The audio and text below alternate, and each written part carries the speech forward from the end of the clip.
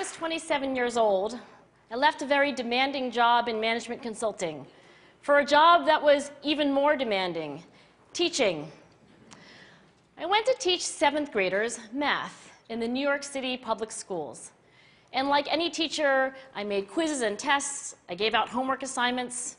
When the work came back, I calculated grades. What struck me was that IQ was not the only difference between my best and my worst students. Some of my strongest performers did not have stratospheric IQ scores. Some of my smartest kids weren't doing so well. And that got me thinking. The kinds of things you need to learn in 7th grade math, sure, they're hard. Ratios, decimals, the area of a parallelogram. But these concepts are not impossible. And I was firmly convinced that every one of my students could learn the material if they worked hard and long enough.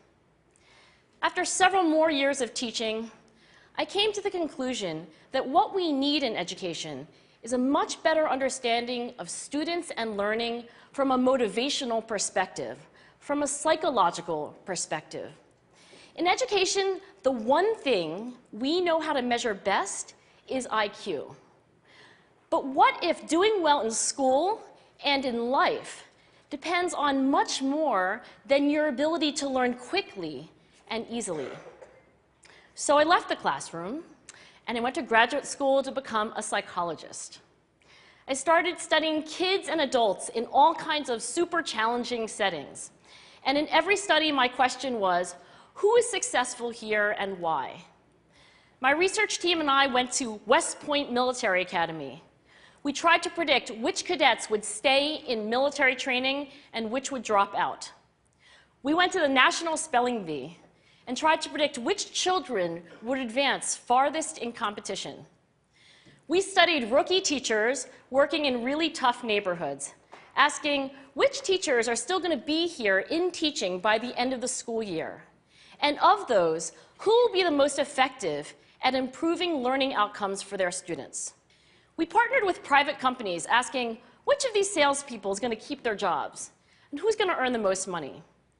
In all those very different contexts, one characteristic emerged as a significant predictor of success. And it wasn't social intelligence, it wasn't good looks, physical health, and it wasn't IQ. It was grit. Grit is passion and perseverance for very long-term goals. Grit is having stamina. Grit is sticking with your future, day in, day out, not just for the week, not just for the month, but for years, and working really hard to make that future a reality. Grit is living life like it's a marathon, not a sprint. A few years ago, I started studying grit in the Chicago public schools. I asked thousands of high school juniors to take grit questionnaires, and then waited around more than a year to see who would graduate. Turns out that grittier kids were significantly more likely to graduate, even when I matched them on every characteristic I could measure, things like family income, standardized achievement test scores, even how safe kids felt when they were at school. So it's not just at West Point or the National Spelling Bee that grit matters, it's also in school, especially for kids at risk for dropping out. To me, the most shocking thing about grit is how little we know, how little science knows about building it. Every day, parents and teachers ask me, how do I build grit in kids? What do I do to teach kids a solid work ethic? How do I keep them motivated for the long run? The honest answer is, I don't know. What I do know is that talent doesn't make you gritty. Our data show very clearly that there are many talented individuals who simply do not follow through on their commitments. In fact, in our data, grit is usually unrelated or even inversely related to measures of talent. So far, the best idea I've heard about building grit in kids is something called growth mindset. This is an idea developed at Stanford University by Carol Dweck, and it is the belief that the ability to learn is not fixed, that it can change with your effort. Dr. Dweck has shown that when kids read and learn about the brain and how it changes and grows in response to challenge, they're much more likely to persevere when they fail because they don't believe that failure is a permanent condition. So growth mindset is a great idea for building grit, but we need more.